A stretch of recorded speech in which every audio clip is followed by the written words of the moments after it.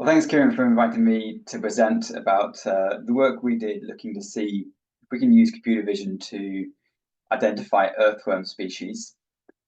Probably what you want me to do, following on from your presentation about how you collected the data, is to jump straight into those results. But I'm going to tease it a little bit. I want to introduce a little bit about UKCEH and what we do, and I want to talk about computer vision, the technology we use for doing this, and talk a little about AI, kind of hopefully demystify that a little bit, and talk about how we're using that at CEH, and then I'll come to the earthworm results towards the end. So first of all, for those who aren't familiar with UKCEH, we're a not-for-profit research organisation. We've got 4 sites around the UK. With about 600 scientists, and we've got a very big biodiversity department. It's actually bigger than any university in the UK. And our research tends to focus on large spatial scale, national scale analyses, and tends to be things over a long time period. So people here might be familiar with the Biological Record Centre. So the Biological Record Centre sits within the UK Centre for Ecology and Hydrology. And this animation shows you data coming into the Biological Record Centre through the iRecord system in 1 year. So you can see that we get a lot of data that comes into the BRC, and a lot of that is for invertebrates, the blue dots and the blue line on the graph. Okay.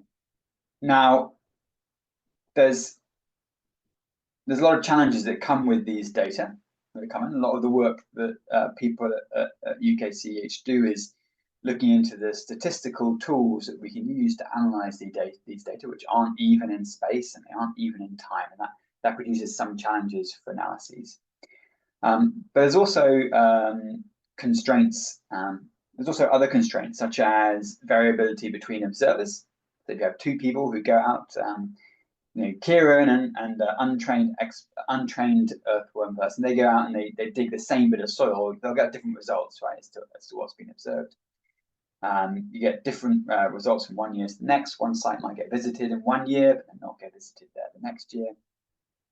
And there's plenty of observations that go unrecorded, people who see things, but they don't submit them in iNaturalist or iRecord.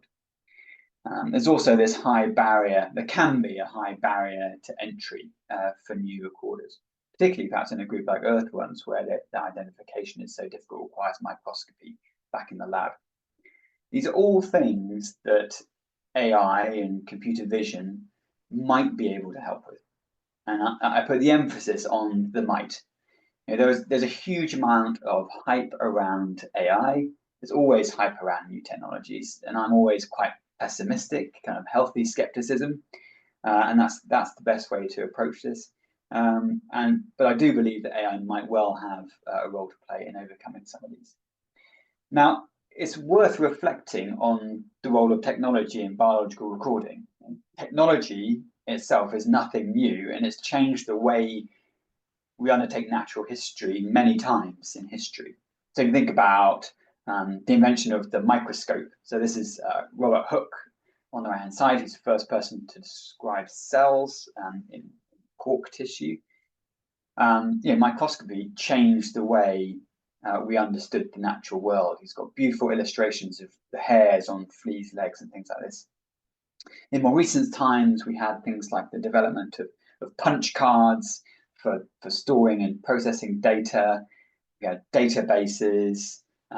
We have like online surveys for recording biodiversity, and now mobile apps, which still feel quite new, but they've been around for 10 years now, mobile apps, and that's really helped to lower that barrier and get more people involved in recording biodiversity, which I think is a good thing. There's more and more sensors being developed to help us to monitor the environment, and this is a figure from a recent paper showing this breadth of technology, this breadth of sensor technology is out there. And they can produce lots of valuable data, but they also produce lots of challenges. They can produce lots of data very quickly. Each one produces a subtly different type of data. We're not necessarily ready to handle all that data. We don't necessarily know what it all means and how we can process it, what inference we can make about species from it. And a lot of them are still, for researchers as their audience rather than like a citizen scientist or a layperson to pick up and use. But I'm really interested in how we can take the low-hanging fruit here. What are the best performing bits of technology that we can then try and sort of speed through to use by citizen scientists? So I kind of alluded to this on a previous slide. There's this term big data you might have heard about. Essentially, that nowadays we have lots more data than we did, digital data than we did previously. And big data, it tends to be defined by 4 things. So a large volume, so you need more and more hard drives to store it. It's more varied, got greater variety. So you've got images and sounds and seismic waves and all sorts of things, wind speeds and temperatures. You've got velocity of data. That's basically how quickly is it coming in. It might have been that in the past we had 10, 20 earthworm records a year. Now we're getting a few hundred a year. Maybe in a few years we'll have 10,000 a year. That's the velocity of the data. And then the veracity of the data, which is how truthful is the data. What's the error associated with that data? And I think in a lot of industry, when you talk about big data, you're really talking about big volume and big velocity.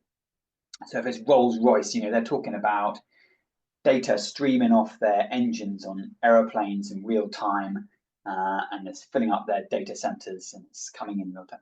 But in biological recording, we tend to talk more about the other two, so variety and veracity. We tend to have lots of different forms of data.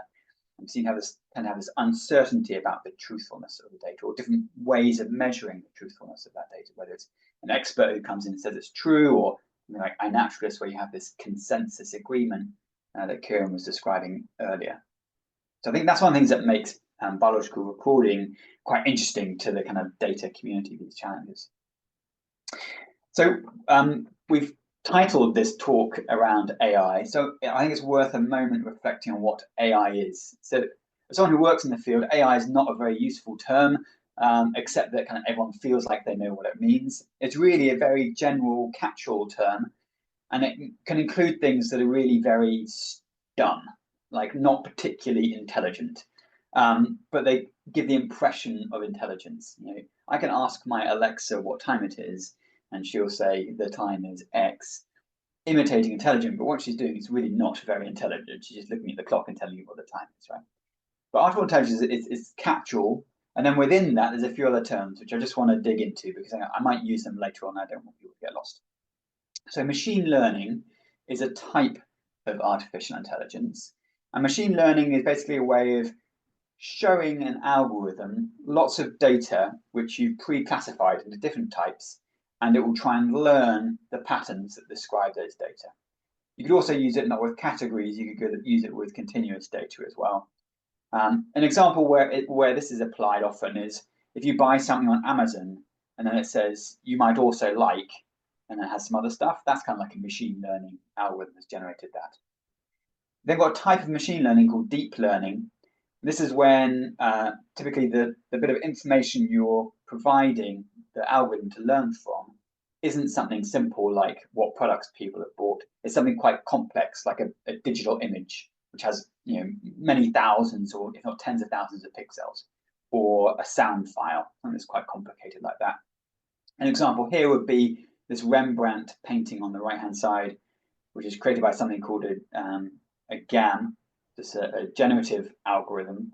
So an AI that's been trained on all of Rembrandt's paintings and can generate a new Rembrandt, invoking all sorts of questions about who has ownership of that, which is quite interesting to get into.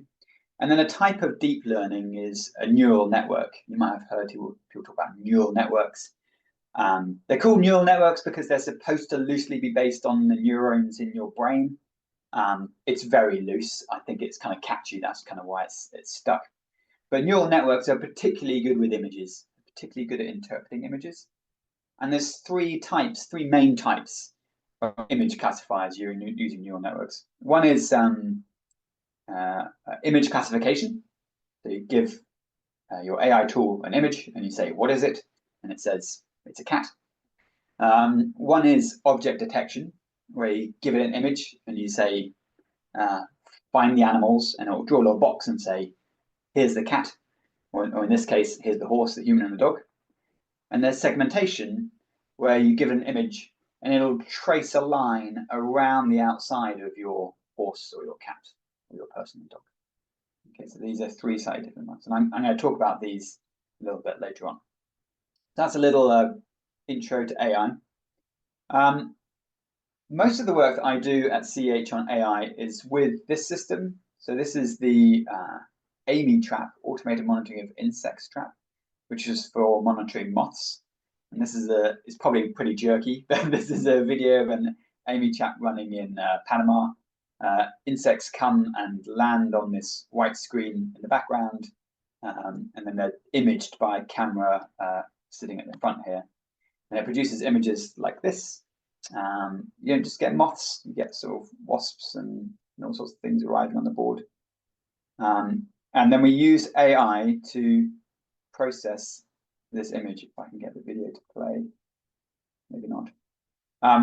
So what the AI will do is it will try to, first of all, run a detection algorithm. So it tries to detect the insects in the image. Can I even progress slide? I can't progress slide. Let me go back. All right, minor technical problems. So first of all, we'll try and detect the species in this image, and it will draw boxes around them. Then it will define them as a moth or not a moth. So that's kind of like classifying what it's seen. And then it will try and put a species name on these things. Here we go. Okay, so this is supposed to be jerky when it comes over the internet. So these are the images that we're getting, and in a minute we'll see these bounding boxes that are drawn on. So this is the detection. It'll also track individuals as they move around the screen so that we don't double count them whilst we're moving around. Then because moths make up such a large component of this, we separate the moths out from everything else. And then when we get with the moths, we then try and identify them to species as best we can. And this AI algorithm has been developed in partnership with Mila, which is an AI institute in Canada. All right, I'm glad that played in the end.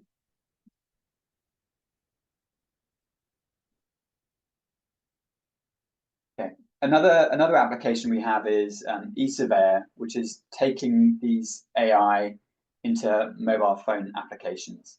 And in this case, eSurveyor is to help people to monitor wild habitats on farmland or other land that they manage. Mainly does plants, but it can also do moths, and Kieran mentioned the beetles earlier. This is really an exercise of how can we get AI into the hands of the users as quickly and easily as possible. One thing I just want to flag here is that whenever you use AI, if you use AI image classifiers in your biological recording, there's two things I'd recommend you watch out for. One is make sure the tool you're using reports on its confidence. So here you can see one has got a 75, quite high confidence. One has got 16, relatively low confidence. Make sure it's telling you that. If you're using an AI tool which isn't transparent about its confidence, that's usually not a good sign. The other thing is you want to try and use a tool which is easily falsifiable. So here we present a whole bunch of images of the suggested species, so that you can go in and look and make a decision for yourself. So being presented with information which allow you to prove it wrong is a good thing. So I think these are two features it's worth looking out for in apps that you use. All right, so that was the long and winding road back to where Kieran left us. So Kieran left us with this big bucket of images of earthworms in ice cream tubs, some black and some white. So we got a lot of images, and all expertly labeled. So this is fantastic. This is really what we want to see when we come to train an image classification algorithm. Actually, the biggest limiting factor around developing good algorithms these days is having a good training image set. The kind of algorithms, the maths that sits behind it is pretty well settled on now. And so now the limiting factor is getting these trained data together. So this sort of work is really, really valuable. This is the breakdown of how many images we had for each of the species. And what you can see here is something that's very typical, which is a class imbalance. So for some species, we have lots of images, and for some species, we have fewer images. And so I'm going to admit to a number of sins as we go through this presentation. But sin number one is this imbalance. So in an ideal world, what we would do is we would go back out and we would really target these rare ones to try and get more of those images. Or we might throw away some of the images from the species that have lots of images to rebalance that. And I'll come back to why this imbalance is a problem later on, but it is going to cause challenges. The second, which is kind of a semi-sin, is the replication. So you'll see that for some species, we have a small number of specimens, but a large number of images. Now, it's always good to collect multiple images of a specimen. So you can imagine if you're trying to train an alien on what a human being looks like, there's nothing wrong with taking like 10 or so pictures of myself, right, from different angles. You're going to learn each of those pictures from slightly different views. It's going to give you a little bit more information. So it's fine to take multiple pictures of individuals. But if you're trying to train an alien on what humans look like, and you gave them 1,000 images, 500 of me and 500 of Kieran, that's not really a fair data set for what humans look like in the round. So multiple images are fine, but probably here we have slightly too much. So slightly too many images for the amount of specimens we have in some classes.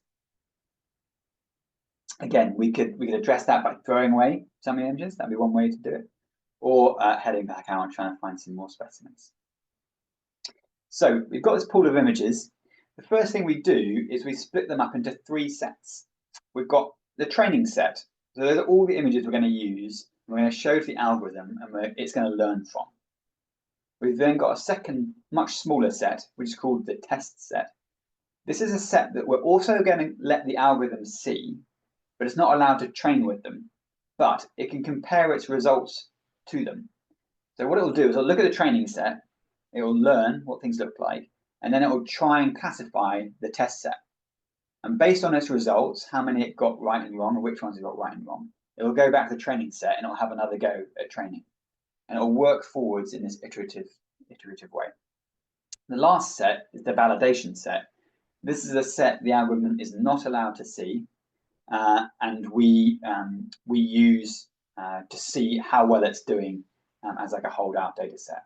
So we'll get the model to predict on that data set, try and get it to tell us what they are, and then we can evaluate how well it's doing. But it can't use that information from that validation set in its training, unlike the test set. So here's sin number 3, and this is something that Kieran has nicely set up already as a challenge. And this is around the mud and the other bits that are around in the tray. Now, we had very good rationale for taking the pictures the way we did, and that is that, again, as Kieran said, scale is important. You might have 2 worms that look kind of broadly similar, but the size is very different. By taking images like this, where we always have the pot in frame, we're kind of keeping the scale constant. And so that's helping the AI to learn the importance of scale. The challenge is that we have all this dirt. And one thing we could have done is we could have masked, or as I said earlier, we call that segmentation, because it segmented the images, but we didn't. So that's sin number 3. So here's the algorithm as it trained. So as I said, it kind of has this iterative phase where it uses the training data, reflects on the testing data set, uses the training data again, reflects on the testing data set. And that's where you can see each one of these dots is going through this process. And the dots is how well it's doing on its training data. So you can see it's getting more and more accurate. And this accuracy up the side is the probability, when it makes a prediction on the image, the probability is correct. Okay, so the training accuracy is going up 50%, 55%. The validation data set, that's the set it can't see, right? You see it's not progressing as fast. And the reason is that it's basically, we call overfitting. So it's learning to be really good or much better on its test data set, but that accuracy doesn't translate to other images. So what we want to avoid is this training accuracy getting really high when the validation accuracy is not getting any higher. So what we do is we stop the algorithm when this validation accuracy is no longer going up. So it stopped here after about 35 iterations, or we call them epochs. So you'll see there it got to an accuracy of about 40% using the validation accuracy. But another thing you should, it's worth taking away with you, is never trust a single statistic on the accuracy of an AI algorithm. Okay, so if I tell you that the algorithm is 40% accurate for earthworms, that hides a huge amount of important detail. So here what I'm showing you is a table of sort of the accuracy for each of the earthworm species. This gets a little bit confusing. We've got precision and recall, which are sort of two ways of measuring the accuracy, and an F1 score, which kind of averages those two, so the harmonic mean of those two. So F1 score is kind of the measure of the accuracy that we're going to really look at. And what would I say first of all? Well, the results are not fantastic. You know, we're getting precision recall values, I don't know, around 0.4, but a lot of them are 0.3 and below. This is not a model that you would trust. All right, you wouldn't take its answer and believe it. You know, it's better than chance. It's learning something, but it's not reliable enough for us to use it in anger. Another thing I pick out from this is that we do have, so this furthest right column is how many images were used in the test set for each of these groups, so for testing the accuracy. And these directly correlate with how many images were in the training data set, I should say. Where we have more images, we don't necessarily see higher accuracy. So some of the species have quite a lot of images, but they're still relatively low accuracy. So that tells me that the variation in performance that we're seeing between the species is not only a result of the number of images you had available for training. Another way we can look at this is using something called a confusion matrix. Appropriate name, because it's also quite confusing to look at, isn't it? What we want to see here is a strong diagonal line from top left to bottom right of dark colors, because what we've got are all of the species down the side and all of the species across the bottom, and it's showing us when it made a prediction, what species was it really. So if all of the classifications were correct, all the values would fit on that diagonal line, because every prediction will have been of the correct species. Where you see dark colored squares off that diagonal line, that's showing you where the algorithm is giving quite a lot of predictions to one species when in fact it's another. So it's showing us these confusion points where species are commonly confused. So again, it's a long way from what we want, but what we learn here is that there are some species, when things are misclassified, they're often predicted as these two species. And I'm not going to try to pronounce them. Kieran was so smooth with these long Latin name pronunciations. But the two species that they're commonly predicted as incorrectly are the most common species in our training data set. And that's sort of something that a human would do as well. Like if you had to hedge your bet as to what a species is when you're unsure, you'll go with the more common one because you're more likely to be right. And that's exactly what the AI does. And this is the outcome of our sin of the unbalanced data set. Because we have an unbalanced data set, that sin translates into the model kind of trying to be a bit crafty and predicting the common species when it's not sure. So that's why we see this effect. The other thing we looked at was we can kind of dig into the algorithm and work out where in the image did the algorithm get the data from to make its prediction. What we want to see are images like this fourth one on the top row, where we've got this heat right on the earthworm. Okay, that tells us this algorithm is using all the information it was using was from that earthworm to make its species classification. What we don't want to see are images like this first one on the second row, where it's basically getting no data from the earthworm at all. Instead, it's learning stuff about the pot. And you might think, well, why is it doing that? Well, one reason might be that we have lots of images of this one specimen in the training data set. So as you saw, some of them we only had like 7 specimens, but we might have had 10, 20 images per specimen. So we had lots of images of this specimen in our trained data set. And this little speck of mud here was on the right-hand side of that pot in every image. The classifier might think, well, this little spot of mud is very characteristic of this earthworm. And that's exactly the sort of a challenge that Kieran introduced when he was talking about this mud background. And so we can see that is coming through as a problem.